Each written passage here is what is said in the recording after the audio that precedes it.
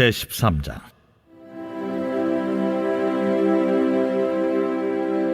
여호수아가 나이가 많아 늙음에 여호와께서 그에게 이르시되 너는 나이가 많아 늙었고 얻을 땅이 매우 많이 남아있도다.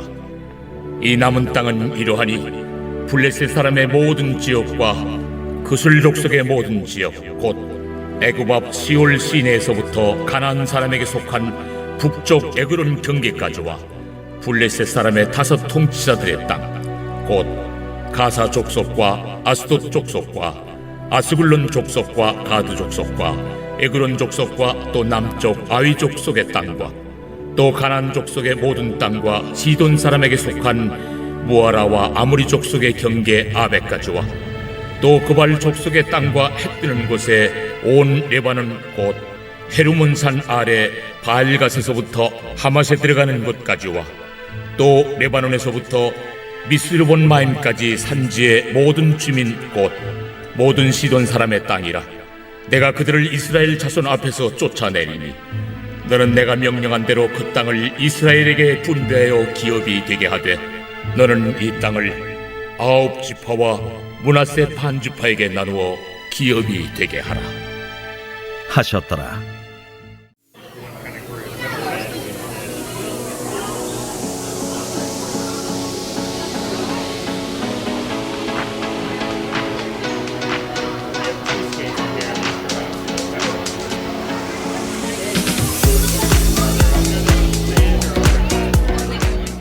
나에게 맡겨진 미정복지를 끝까지 정복하십시오.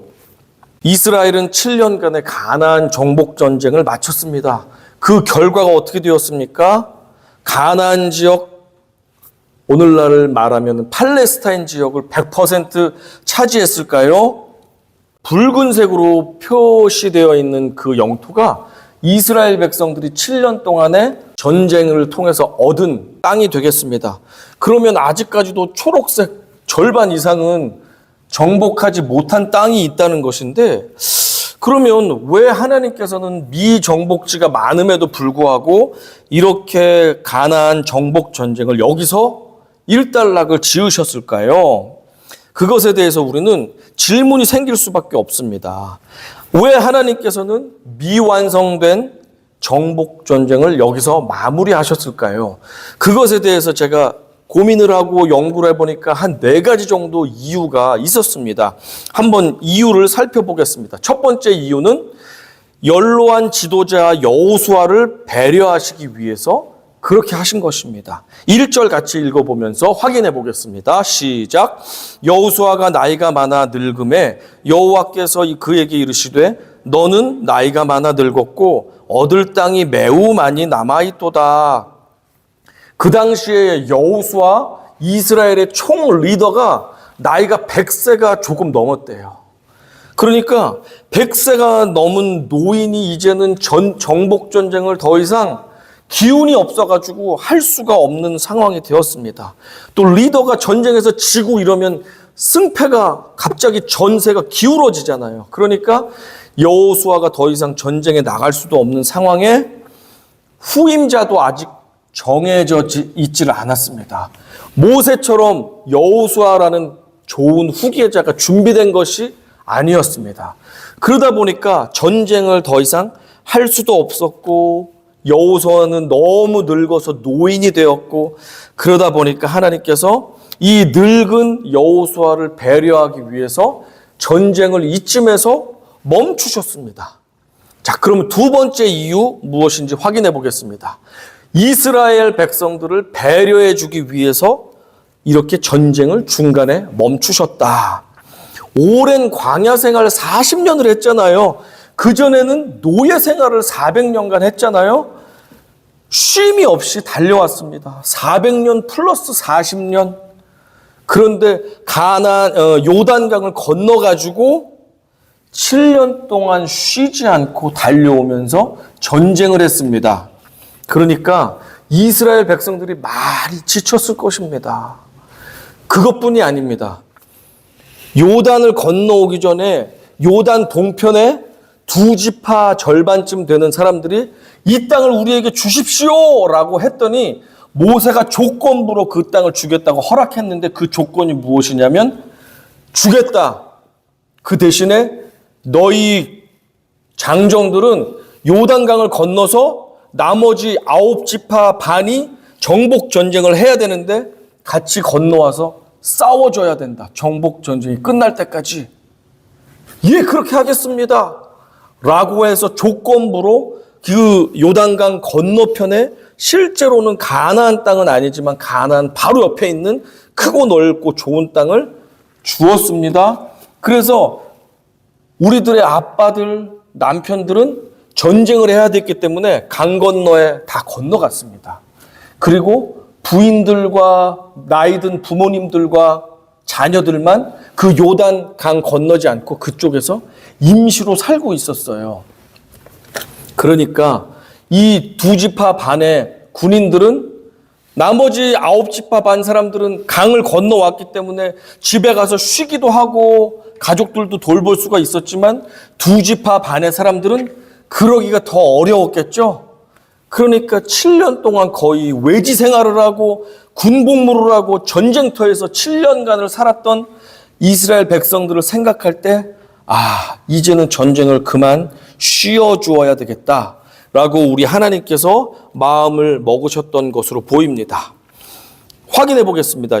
너희의 처자와 가축은 모세가 너희에게 준 요단 이쪽 땅에 머무르려니와 너희 모든 용사들은 무장하고 너희의 형제보다 앞서 건너가서 그들을 돕되 라고 너희 가족들은 남겨두고 강을 건너와서 싸워줘라.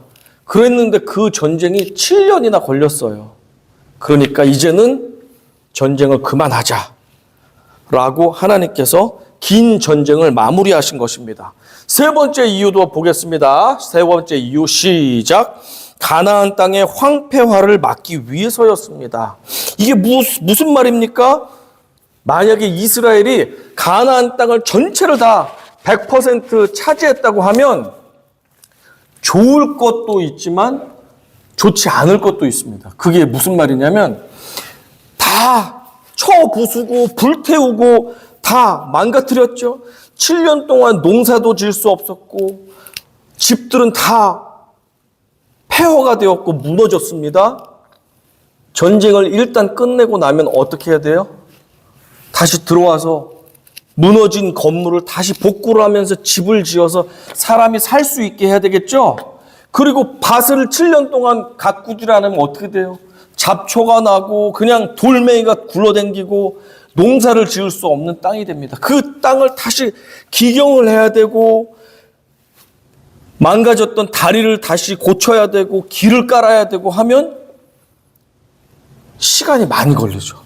무너진 성벽을 다 돌을 싸가지고 적이 들어오지 못하게 성벽을 다 공사를 하고 도시를 다시 재건을 해야 되는 것이 몇 년이 걸릴 수도 있고 몇십 년이 걸릴 수도 있습니다. 그런데 이스라엘 이 가나안 땅을 전체를 싹 한 번에 다 밀어버린다면 이스라엘 백성들이 그거 복구하다가 한 100년이 지나갈지도 몰라요. 그렇지만 적들이 있는 것은 좋지 않지만 그들이 옆에서 아직까지 살아준다면 어때요? 그들이 농사도 지을 것이고 집도 닦을 것이고 계속해서 그 도시와 농과 밭을 정비를 할 거잖아요.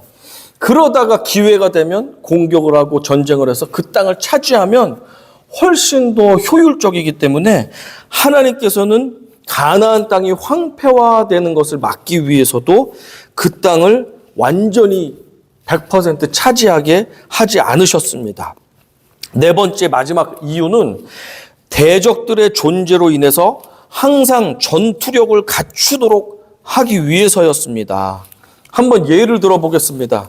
1950년에 시작한 한국 전쟁이 1953년 7월 며칠경에 멈추게 되었습니다.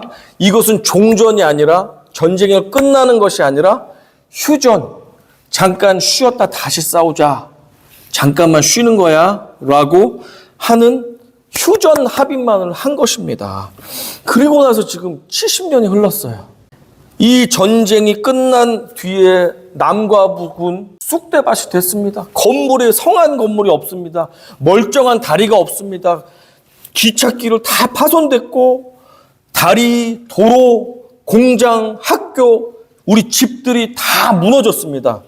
그것을 다시 기경하고 복구하고 하는데 얼마나 시간과 에너지와 물질이 많이 듭니까? 그러나 그것을 대한민국은 대단하게 해냈습니다. 그리고 언제 있을지 모르는 적들의 공격에 대해서 대비를 해야 되잖아요.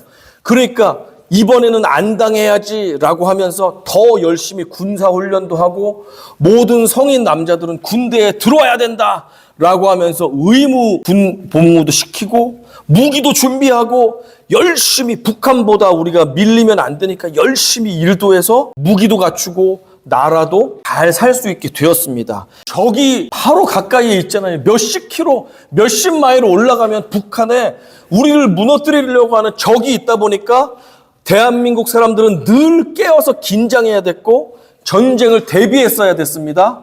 결국에 그게 어떻게 됐습니까? 미국이 세계 군사력 1위. 이 조사는 어디서 나왔냐면 미국의 군사력 평가 기관인 글로벌 파이어 파워라는 기관에서 2024년 최근에 발표한 세계 군사력 순위를 보면은 미국이 1위고 러시아가 2위고 중국이 3위고 인도가 4위. 다 막 인구가 몇 억씩 되는 나라죠. 그리고 나서 바로 우리나라, 조그만 나라, 우리나라가 세계 군사력 5위에 올라와 있습니다. 이것이 말해주는 메시지가 무엇입니까? 적이 있으면 무조건 나쁜 것만은 아닌 것이 적이 있기 때문에 우리는 알통을 키우고 힘을 기르고 무기를 준비해 놓고 더 열심히 일해서 앞으로는 더 이상 당하지 않아야 되겠다. 앞으로는 누가 침략해와도 나를 한 대 때리면 내가 10대로 갚아주마 라고 하는 힘을 기르니까 이제는 어떻게 됐어요? 대한민국이 이제 어디 구석의 아시아 저 끝에 있는 힘없는 나라가 아니라 이제는 힘 있는 나라가 되었습니다. 이제는 대한민국을 함부로 꿀밤을 때릴 수가 없습니다. 우리가 꿀밤 한 대 맞으면 이제 가만히 있지 않거든요. 우리는 이제 힘이 세졌거든요. 그러니까 아무리 대단한 나라가 와도 힘을 갖춘 나라가 이제 되었습니다. 가까운데 적이 있다는 것은 한편으로는 기분 나쁜 일이고 좋지 않은 일이지만 그 적이 있음으로 인해서 우리는 우리를 강하게 준비할 수 있고 성장할 수 있는 발판을 마련해 줍니다. 그래서 적이 있다는 것, 그것이 무조건 나쁜 것만은 아닙니다.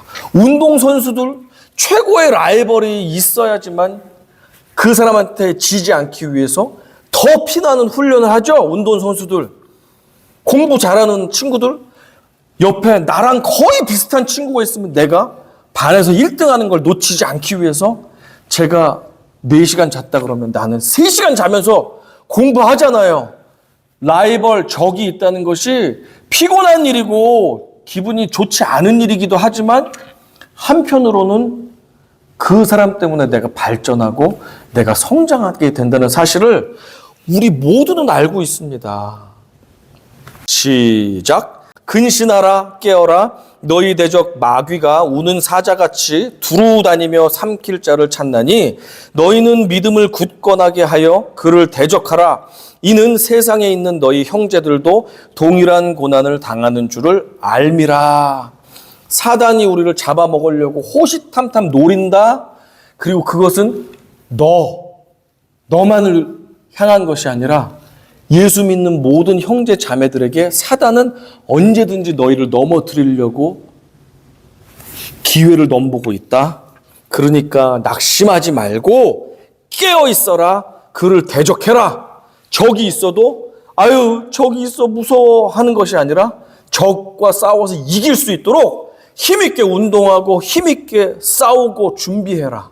실력을 갖춰라. 그러면 적이 덤벼도 네가 넘어지지 않을 거야 라고 베드로 사도가 우리에게 말씀해 주셨습니다. 평화로워 보이는 이 세상, 우리의 가정, 직장, 교회 안에서도 때로는 사탄이 호시탐탐 넘어뜨릴 틈새를 바라보기도 합니다.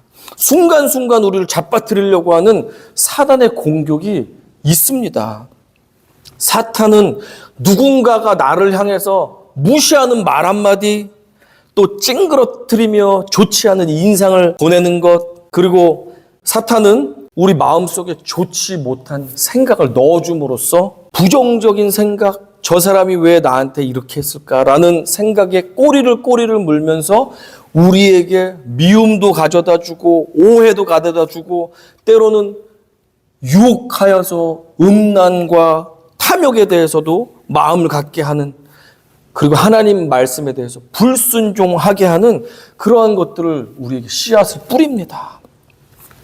사탄이 누군가를 통해서 우리 마음을 상하게 하는 말, 또 표정과 태도, 우리 생각 속에 부정적인 것, 음란한 생각들, 또 욕심내게 하는 것, 속이려고 하는 그런 모든 생각들, 이런 것들을 저와 우리 모두는 거부해야 됩니다. 거부하시기 바랍니다.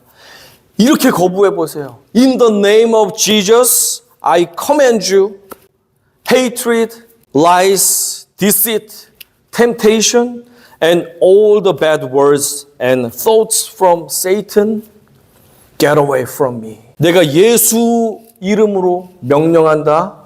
사단으로부터 오는 모든 미움과 거짓과 속임과 유혹, 그리고 모든 나쁜 말들과 악한 생각들은 나에게서 떠나갈지어다 라고 그 생각이 들어올 때마다 언제든지 누구로부터든지 그런 생각과 공격이 올 때마다 예수님의 이름으로 선포하십시오. 그래서 사탄이 그 공격을 가지고 들어오려고 하다가 어휴 깜짝이야 걸렸네 하고 더 이상 우리를 넘어뜨리지 못하도록 In the name of Jesus I command you, you Satan, get away from me. 이렇게 선포하시고 그 생각과 그런 모든 나쁘고 부정적인 것들을 거절하세요. 그러면 더 이상 우리에게 공격할 수가 없습니다. 아멘. 예수님의 이름으로 그 악한 생각과 모든 상황이 나를 공격하잖아요. 내가 미워하게, 내가 속이게, 내가 나쁜 짓을 하게, 나쁜 생각에 꼬리를 물어서 하나님이 기뻐하시지 않는 죄를 짓게끔 하는 모든 사단에 주는 것에 대해서 대적하십시오. 거부하십시오. 이 능력을 갖추기 위해서 우리는 영적인 군사력을 가져야 됩니다. 작은 일에도 요동하지 않는 마음의 근력이 필요합니다. 마음이 조금만 하면 지쳐가지고 더 이상 견디질 못하면 안 되잖아요. 마음의 지구력이 필요합니다. 모든 상황에서 하나님의 뜻과 계획에 온전히 맡기는 순결한 믿음이 필요합니다. 대한민국의 군사력이 5위라는 거예요. 세계에서 작은 나라가 5위의 군사력을 갖게 되었듯이 우리의 영성과 인격 모두 대적들 앞에서 발전되고 준비되어 있어야 됩니다. 그래야지만 언제 갑자기 쳐들어오는 공격, 언제 갑자기 잘 모르는 사람이 나에게 틱 던지는 불쾌한 말에 내가 반응하지 않고 그것을 거부할 수가 있습니다. 하나님께서는 연로한 지도자 여호수아를 배려해 주셨습니다. 그리고 오랜 전쟁에 지쳐있던 이스라엘 백성들, 그리고 특별히 요단강 건너편에서 온 용사들, 그들에게 이제 배려해 주셨습니다. 가나안 땅이 황폐화되는 것도 막아주셨습니다.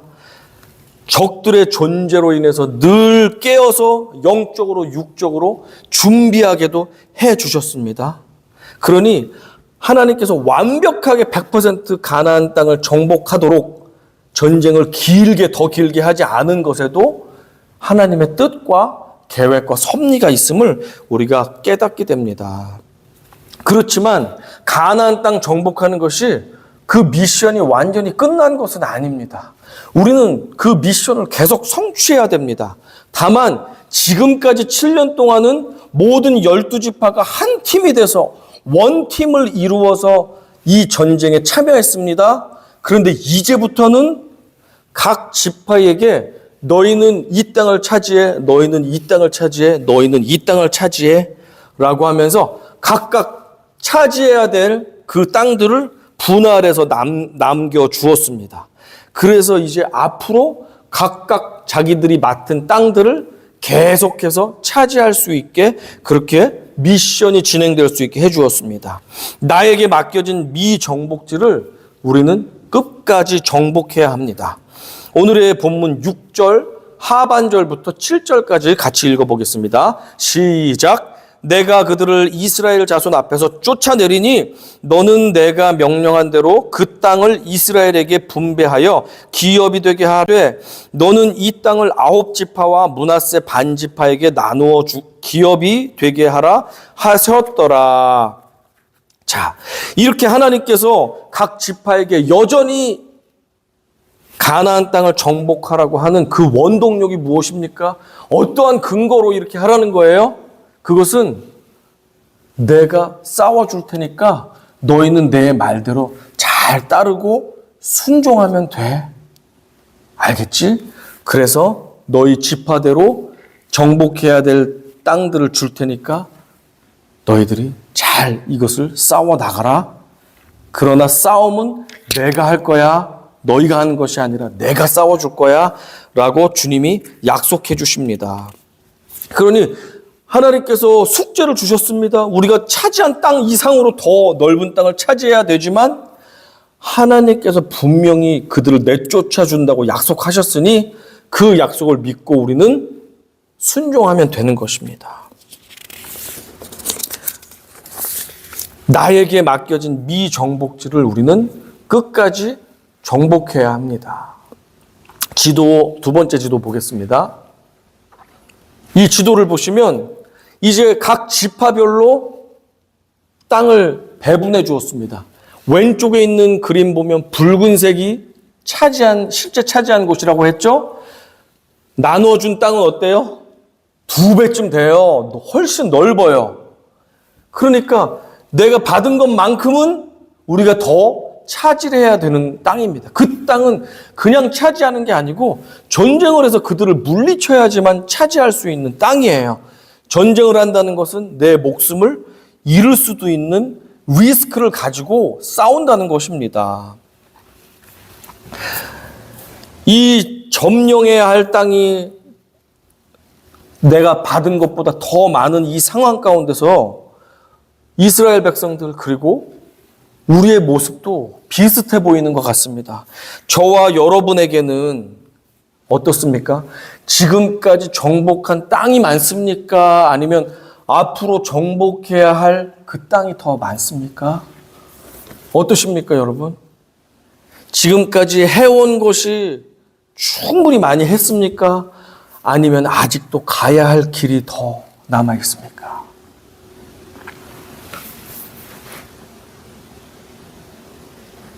아멘. 그렇죠. 아직도 가야 할 길이 많고, 저도 이제 인생의 한 절반 정도 100년 산다 그러면 이제 반환점을 살짝 돌게 됐는데, 가야 할 길이 많습니다. 하고 싶은 것도 많고, 해야 될 것도 많고, 하나님께서 저와 또 여러분에게 이것을 인생 가운데 했으면 좋겠다. 나는 네가 이것을 이렇게 해서 많은 사람들에게 칭찬도 받고 나의 기쁨이 됐으면 좋겠다라고 하는 하나님께서 우리에게 개척하라고 하는 그 영역이 있을 것 같아요. 그렇죠? 우리가 지금까지 차지한 땅이 저만큼이라면 우리가 앞으로 하나님으로부터 할당받은 땅, 우리가 정복해야 할 땅은 더 많이 있습니다. 이스라엘 백성들에게도 마찬가지고 저에게도 마찬가지고 이 자리에 앉은 여러 성도님들에게도 마찬가지입니다. 우리는 하나님이 원하시는 그 땅을 차지해야 할 부분들이 분명히 우리에게 남아 있습니다. 어떤 분에게는 오랫동안 고치지 못한 나쁜 습관이 있을 수 있습니다. 몇십 년 동안 이 습관 때문에 나의 가족들, 나의 배우자가 너무너무 싫어하는데도 이것을 고치지 못하고 정복하지 못한 습관이 있을 수 있습니다. 어떤 분에게는 중요한 상황만 되면 나만 생각하는 이기심이 내가 정복해야 될 미정복지일 수도 있습니다. 어떤 분은 작은 것에 불끈하고 혈기를 내고 분노가 일어나서 내 마음을 다스리지 못하는 부분이 있다면 그것도 내가 결국에는 예수님 닮은 인생을 살아가는 동안에 결국에는 정복해야 되는 나의 정복지입니다. 어떤 분은 분명히 건강이 나빠졌습니다. 운동해야 되는지를 알고 있습니다. 그렇지만 알고는 있지만 오늘도 과자 한 봉지 들고선 소파에 누워가지고 리모컨을 만지작거리고 스마트폰을 막 두들기면서 건강은 좋지 않고 운동은 해야 되는데도 불구하고 또 뭐 없나 재밌는 거 없나 하면서 유튜브 영상을 골라보고 있기도 합니다. 어떤 분은 아직도 해결이 안 되는 인간관계에 실타래가 꼬였습니다. 그것을 내가 계속해서 살아가면서 풀어내야 될 텐데 여전히 실타래가 뭉친 채로 인간관계가 꼬인 채로 해결되지 않은 채 우리의 여정을 걸어가고 있는 분도 계실지 모르겠습니다. 이 미정복 지역을 정복해야 되는 것은 각자 우리에게 지어주신 우리 주님의 사명입니다. 결국엔 하나님의 나라에 이를 때까지, 천국 갈 때까지 우리는 나에게 맡겨주신 그 미정복지를 향해서 나아가서 그 땅을 차지해야 됩니다. 그것이 우리에게 하나님께서 맡겨주신 사명입니다. 아멘? 그렇습니다. 그러나 감사한 것은 내 힘으로 싸우는 것이 아니라 하나님께서 하나님을 신뢰하고 의지한다면 하나님 아버지께서 나를 대신해서 그것을 싸워주시겠다고 약속해 주셨습니다. 6절에 보면 그렇게 나오거든요. 6절 말씀에 보면 내가 싸워줄 테니까 너는 나와 함께 하자고 하고 계세요. 그러니 저와 여러분 내가 차지해야 될 그 숙제가 너무 많다고 생각하기 전에 아버지 그래요. 내 힘으로는 할 수 없습니다. 그러나 지금까지 저 땅을 차지한 것도 내 힘으로 한 거예요. 하나님이 싸워주신 거예요. 하나님이 싸워줬잖아요. 그러니까 지금까지도 하나님이 해주셨으니까 왔는데 앞으로도 하나님이 해주신다는데 그것을 믿고 맡기면 차지할 수 있다는 사실을 우리는 확신을 가지고 취하시고 너무 염려하거나 너무 낙심하지 마십시오. 지금까지 내가 밥 먹고 살고 이만큼 살 수 있고 이만큼 신앙생활 한 것도 하나님이 나를 위해서 싸워주셨고 도와주셨기 때문에 여기까지 왔단 말이에요. 그리고 가야 할 길이 남았지만 이것도 하나님이 가주신대요. 나만 믿고 따라오면 내가 가게 해줄게. 믿고 따라가면 되잖아요. 우리 가운데 모든 의심과 염려를 내려놓고 주님을 따라서 끝까지 완주하시는 우리 성도님들이 되시기를 간절히 축원합니다. 이 이스라엘 백성들에 대한 결론을 말씀드리면 결국엔 그렇게 넓은 땅을 분배받았잖아요. 그런데 이 이스라엘 백성들은 그 땅을 차지하지 못했습니다. 그들의 게으름 그리고 적들과의 타협 죄를 사랑함으로 말미암아 그들은 그 땅들을 차지하지 못하고 그 사람들하고 친구가 되었고 가족이 되었고 결혼을 했고 그들이 믿는 이방 신들을 같이 예배를 드리고 하면서 완전히 타락해서 이스라엘 백성들은 나중에는 멸망하게 됩니다. 그리고 분배받은 땅을 언제 완전하게 차지하냐면 다윗 왕 때에 차지합니다. 이 지도는 작게 그러니까 더 넓은 지역을 그렸기 때문에 작아 보이는데 사실은 훨씬 넓은 지역이에요. 세 번째 지도는 하나님께서 이스라엘 백성들에게 분배한 것 이상으로 다윗 왕이 최초로 그 땅 정해진 땅 이상으로 차지하는 그런 일을 만들게 됩니다. 이스라엘 백성들이 수백 년 동안 그 땅을 차지하지 못하고 적들하고 동침을 하면서 죄를 지으면서 그냥 친구가 되면서 그 땅을 차지하지 못하고 늘 시달리는 인생을 살았습니다. 그러나 하나님의 사람, 하나님을 믿고 의지하고 싸우러 나간 다윗 때에서야 그 모든 땅을 차지하고도 넘치게 차지했다는 사실을 우리가 상식적으로 좀 알고 있을 필요가 있습니다. 여러분은 맡겨진 정복지, 미정복지를 차지하기 위해서 지금 전심을 다해서 나가고 있습니까? 아니면 적당히 타협하면서 큰 어려움만 없으면 그냥 같이 그냥 어울려 살자라고 하면서 지금도 그냥 저냥 지내고 계십니까? 고아의 아버지로 유명한 조지 뮬러라는 목사님은 평생에 걸쳐서 영혼 구원을 위해서 5명의 친구들을 위해 기도했대요.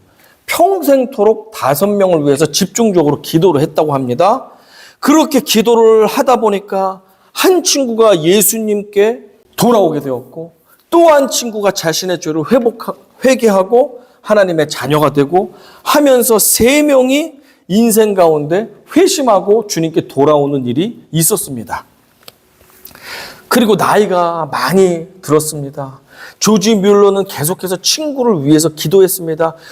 2 친구가 아직도 예수님을 거부하고 있었기 때문에 그는 그 친구들을 생각하면서 계속 기도를 했습니다. 나이가 너무 들어서 이제 노환이 많이 왔습니다. 그가 이제 어느 날 교회에서 설교를 할 기회가 있었고 그 설교하는 기회는 인생에 있어서 마지막 기회였습니다. 더 이상 강단에서 그는 설교를 할 수 없게 된 상황이 이제 되었고 마지막으로 어렵게 노인인 뮬러가 설교를 하게 되었습니다. 마침 그 믿지 않았던 2명의 친구 중에 1명이 우연한 기회에 조지 뮬러가 설교하는 그 예배당에 오게 되었습니다. 조지 뮬러의 설교를 듣고 마음에 감동을 받아서 마지막 4번째 친구가 예수님을 영접하게 되었습니다.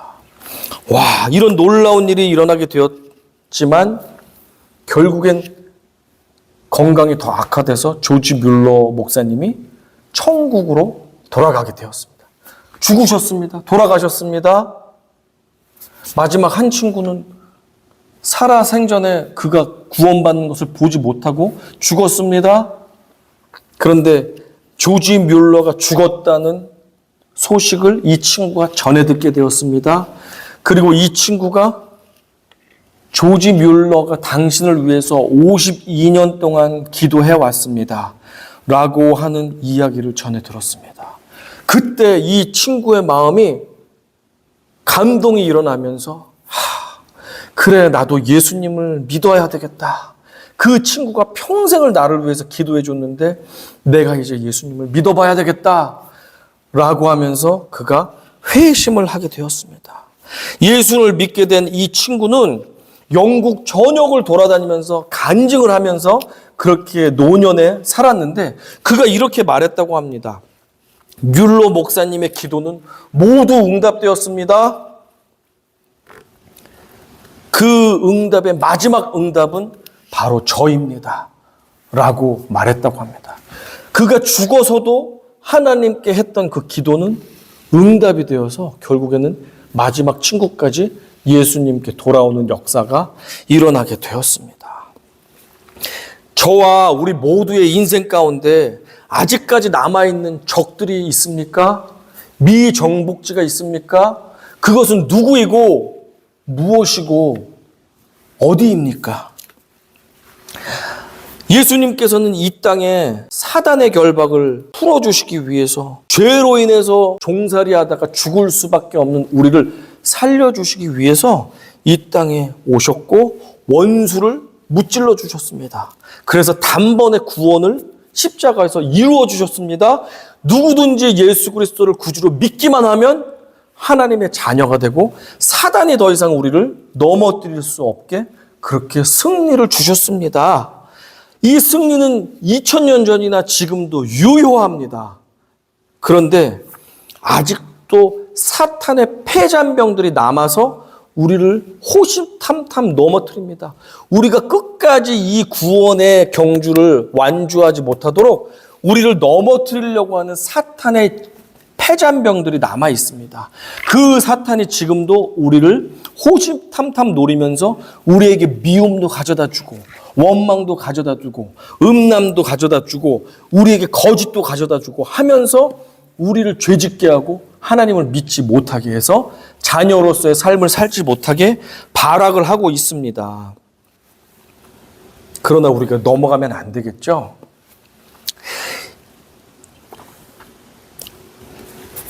아직까지도 나에게는 가족들, 직장에서, 그리고 사업장에서, 인간관계에서, 그리고 내 개인의 삶에서, 내 육신의 건강과 또 영적인 삶의 영역에서 정복해야 할 미정복지가 있습니다.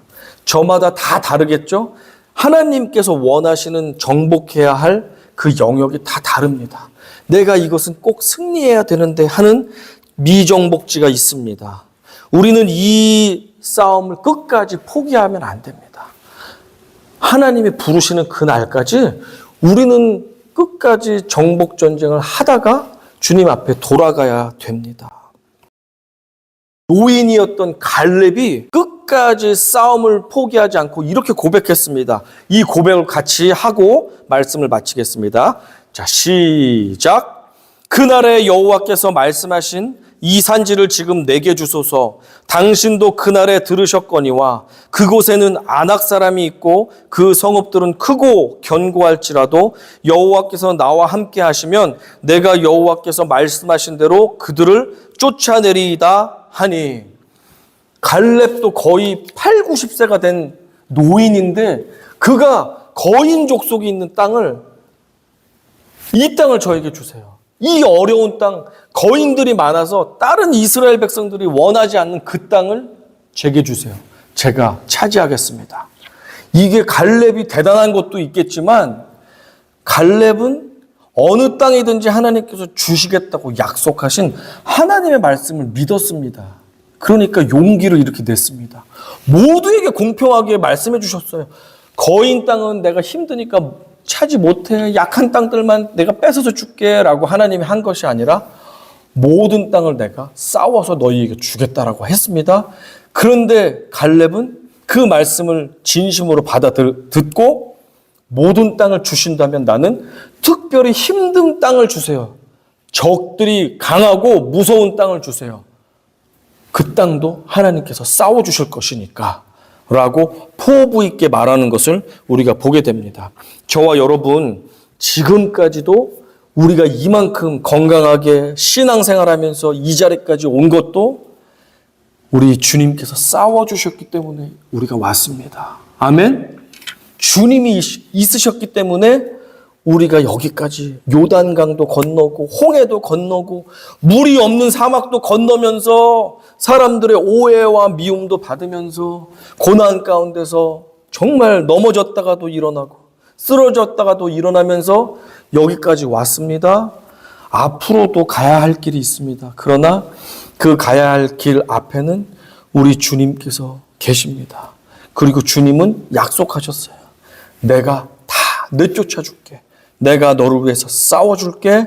그러니 너는 나와 함께 가자. 이것을 확실히 못 믿는 사람은 못 갑니다. 그러나 이 말씀을 확실히 믿는 사람은 노인이라 할지라도 용기를 내고 힘을 내어서 주님과 함께 나아갈 수가 있습니다. 그 결과 어떻게 되겠습니까? 어떤 사람은 주님을 신뢰함으로 말미암아 주님이 말씀하신 것 이상으로 차지하는 다윗과 같은 사람도 있을 것이고, 어떤 사람은 준 것도 뺏기는 그런 사람들이 있을 수도 있습니다. 바라고 원하기는 우리 모두가 하나님이 계획하시고 약속하신 젖과 꿀이 흐르는 그 가나안 땅, 그 땅을 차지하고도 남음이 있는 우리 모든 성도님들이 되시기를 주님의 이름으로 간절히 부탁드리고 격려합니다.